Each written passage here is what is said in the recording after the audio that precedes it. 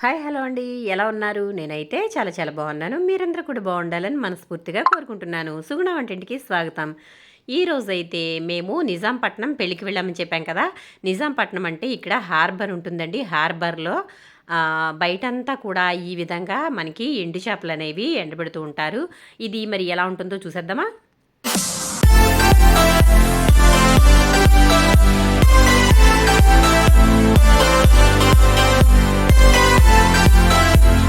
నిజాంపట్నం వెళ్ళామని చెప్పాను కదా. పెళ్ళి అయిపోయిన తర్వాత మేమైతే హార్బర్కి వెళ్తూ ఉన్నామండి. హార్బర్ మధ్యలో ఇదంతా కూడా చూడండి ఒకసారి. ఇక్కడ చూడండి చెట్లు అయితే ఎలా ఉన్నాయో. ఈ కర్రలు చూసారా, ఇక్కడ చేపలు ఎండబెడతారంట. మరి ఎదురైతే చేపలు కూడా ఎండబెడుతున్నారు. మరి అవి కూడా చూపిస్తాను. ఇక్కడ కర్రలు అయితే పెద్ద పెద్ద చేపలు ఉంటాయి కదా, అవి ఎండబెట్టడానికి ఈ విధంగా కడతారంటండి. ఇదిగోండి ఇక్కడ చూడండి ఒకసారి, చేపలు అయితే ఇలాగా ఉప్పులో ఊరబెడుతున్నారండి. ఇలా పెట్టిన తర్వాత ఎండబెడతారు. దగ్గరికి వెళ్ళి అయితే చూద్దాం ఒకసారి. మీరు వస్తారు చూడండి ఇందులో. మరి ఏం చేపలండి ఇవి? ఆహా, ఈ ఉప్పులో వేస్తున్నారా? ఇట్లా బాగు చేసి ఉప్పులో వేస్తారా? ఆహా, ఎన్ని రోజులు ఉంచుతారండి ఇట్లాగా?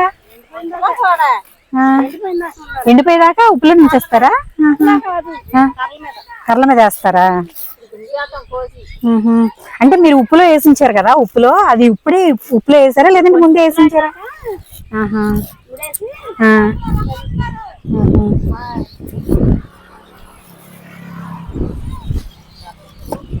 హాయ్ చెప్పండి ఒకసారి. హాయ్ చెప్పండి. యూట్యూబ్ అండి ఇది, సుగుణ వంటిల్లు యూట్యూబ్ ఛానల్. మీరు ఇందులో కనిపిస్తారు. ఇదిగోండి ఇవన్నీ కూడా ఇవన్నీ కూడా పచ్చి చేపలు. పచ్చి వాటిని ఉప్పు వేసి కాసేపు ఉంచి అవి ఉప్పు పట్టుకోగానే రెండుగా చీల్చేసి ఆరబెట్టేస్తారంటే. ఇదిగోండి ఇక్కడ ఆరబెట్టినవి అయితే ఇలా ఉన్నాయి చూడండి ఒకసారి. చేపలు ఇలాగా కట్టలాగా కట్టేసి వీటిని ఎండబెడతారు. మీకు కర్రలు చూపించాను కదా, కర్రల మీద ఆరేసినవి కూడా ఉన్నాయి. అవి కూడా మీకు చూపిస్తానండి. ఇదిగోండి ఇక్కడ మెత్తళ్ళండి. మీరు ఇవి డ్రైగా అంటే ఉప్పు ఏమి వేయకుండా ఆరబెట్టేస్తారండి వీటిని. ఇటు చూడండి ఒకసారి. హాయ్ చెప్పండి. యూట్యూబ్ లో కనిపిస్తారు మీరు. హాయ్ చెప్పండి. ఎంత పడతాయండి ఇవి కేజీ చేపలు? అది మెత్తల్లో 4.50 అండి. ఇక్కడే అమ్ముతారా మీరు లేదంటే బయట అమ్ముతారా? చందోల్ మార్కెట్లో అమ్ముతారా? ఇప్పుడు మాకు కావాలంటే ఇస్తారా అసలు? ఇవి ఇసుకుంటాయండి ఇందులో మామూలు మంచివేనండి ఇవి. అవి కూడా అక్కడ చూడండి ఒకసారి, కర్రలకి కట్టి అలా ఎండబెడతారు. ఇక్కడ సముద్రంలో నుండి వేటలో నుండి తీసుకొచ్చిన చేపలనైతే వీళ్ళు ఇక్కడ ఎండబెడుతూ ఉంటారండి. అంటే డ్రై ఫిష్ లాగా తయారు చేసి చందోలు మార్కెట్లో అయితే హోల్సేల్గా అమ్ముతారట. చూసారా, మనకి ఇవి రిబ్బన్ ఫిష్ అంటారు కదండి, మామూలుగా అయితే తెలుగులో సావిడాయిలు అంటారండి.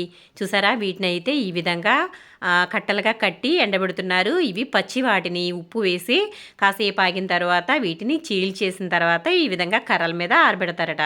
కర్రల మీద ఆరబెట్టిన తర్వాత ఎండ బాగా ఉంటే ఒక 2 రోజుల్లో ఇవి ఆరిపోతాయట. తర్వాత మార్కెట్కి అయితే వేసేస్తారు. ఇవి ఎలా అమ్ముతారండి ఇవి?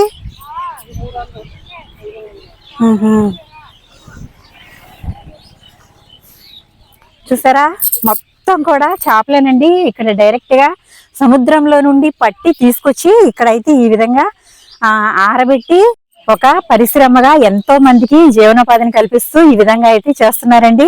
వాళ్ళు సొంతగా వ్యాపారం చేసుకుంటూ నలుగురికి కూడా వీళ్ళైతే పని ఇచ్చి ఈ విధంగా చేస్తున్నారు. చూసారా, మనకి వచ్చే చేపలన్నీ కూడా చాలా మటుకు సముద్రం నుంచి వచ్చేవైతే ఇవేనంటండి. చూడండి ఒకసారి, మొత్తం అదంతా కూడా చేపలే. ఎక్కడ చూసిన చేపలే ఉన్నాయి చూడండి ఒకసారి. చూసారా, ఇవన్నీ చేపలండి. ఇవన్నీ కూడా దాంట్లో వచ్చే రద్దు ఉంటది కదా, అదండి ఇది.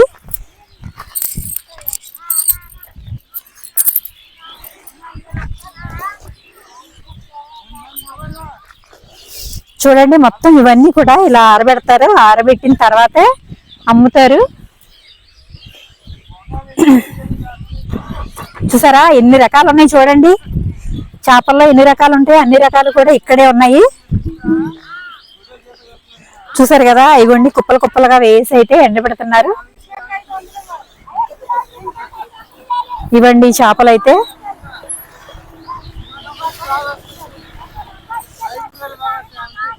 చూసారా ఎంతమంది పనిచేస్తున్నారు చూడండి, ఇక్కడ అసలు చాలా మంది ఉన్నారు. మేమైతే వీళ్ళతో మాట్లాడిన తర్వాత ఇంకా ముందుకైతే వెళ్ళిపోయాము. మనకి దారి పొడుగునా కూడా ఇవేనండి మొత్తం కూడా డ్రై ఫిషే ఎండబెడుతూ ఉన్నారు. అక్కడ ఉన్న వాళ్ళు కూడా చాలా బాగా మాట్లాడారు. మీరు ఎక్కడి నుంచి వచ్చారు, అలాగే ఎక్కడికి వెళ్తున్నారు అని కూడా అడిగారండి. మేమైతే పోర్టుకి వెళ్తున్నామని చెప్తే పెందలకాడే వెళ్ళి వచ్చేసేయండి అని చెప్తున్నారండి. పెద్దవాళ్ళలాగా ఎంత అంటే మన ఇంట్లో పెద్దవాళ్ళు ఎలా చెప్తారో జాగ్రత్తలు ఆ విధంగా అయితే చెప్తూ ఉన్నారు. భోంచేస్తారా అమ్మ అనేసి కూడా అడుగుతున్నారండి. అసలు చాలా బాగా మాట్లాడారు. అంటే మన అమ్మమ్మల వయసు ఉన్న వాళ్ళు. వాళ్ళతో మాట్లాడుతుంటే చాలా బాగా అనిపించింది. ఇక్కడ వాళ్ళు రోజు పనికొస్తారటండి. వాళ్ళకి డైలీ 450 వరకు ఇస్తారట. మార్నింగ్ వచ్చి ఈవినింగ్ వరకు అక్కడే ఉండి ఆ తర్వాత ఇంటికి వెళ్ళిపోతారంట. ఏ రోజు డబ్బులు ఆ రోజే ఇస్తారట. మొత్తం ఇదంతా కూడా పరిసరం అంతా కూడా ఇక్కడ ఈ విధంగానే నడుస్తుందండి. మనకి హార్బర్లో అయితే చేపలు అనేవి తీసుకొచ్చేసి ఇక్కడైతే ఈ విధంగా ఆరబెట్టేసి మార్కెట్కి తరలిస్తూ ఉంటారట. అటు సైడ్ వచ్చేసరికి కృష్ణా జిల్లా అంతా కూడా ఇటు నుంచి, అలాగే మన ఆంధ్రాకి వచ్చేసరికి కాకినాడ ఇలా ఉంటాయి కదండి. మరి ఇదంతా కూడా చూడండి ఒకసారి. ఇదంతా కూడా పోర్టుకి వెళ్ళే దారండి. పోర్టుకి అయితే మేము దగ్గరకైతే వచ్చేసాము. ఇదే పోర్ట్ అండి, మనకి చాలా దగ్గరగానే ఉంది. మా రిలేటివ్స్ వాళ్ళ ఇంటి దగ్గర నుండి అయితే ఇది చాలా దగ్గరగానే ఉంది. మేమైతే పోర్టుకి అయితే వచ్చేసాము. ఇక్కడ అంతా కూడా చూడండి ఒకసారి.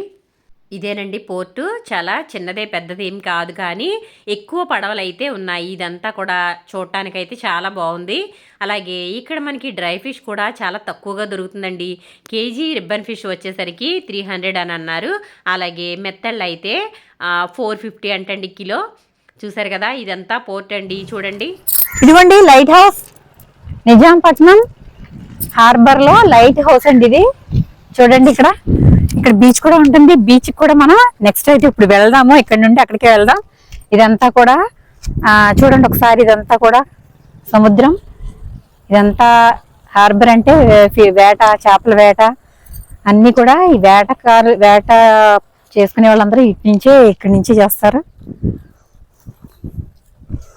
చూసారా, ఇదంతా కూడా ఫిషింగ్ హార్బర్ అండి. చూడండి అక్కడ బోట్లు అయితే కనిపిస్తున్నాయి కదా.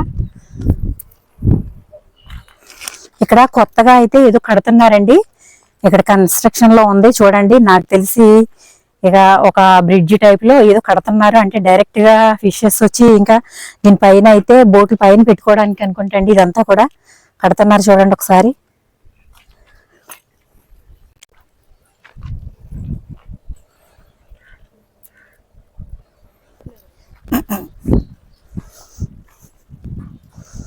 చూసారా, ఇవన్నీ కూడా హార్బర్ అండి. ఇదంతా కూడా బోట్లు అవి కూడా చూడండి. బోట్లు అవన్నీ చివరి నుంచి ఆ చివరికి ఉన్నాయండి బోట్లు. అలాగే ఇటు కూడా చాలా ఉన్నాయి. అలాగే అదిగోండి అటు నుంచి కూడా, అదిగోండి అక్కడ కూడా దారి ఉందండి. అంటే అటు నుంచి వచ్చి అటు పట్టుకుంటారేమో మరి.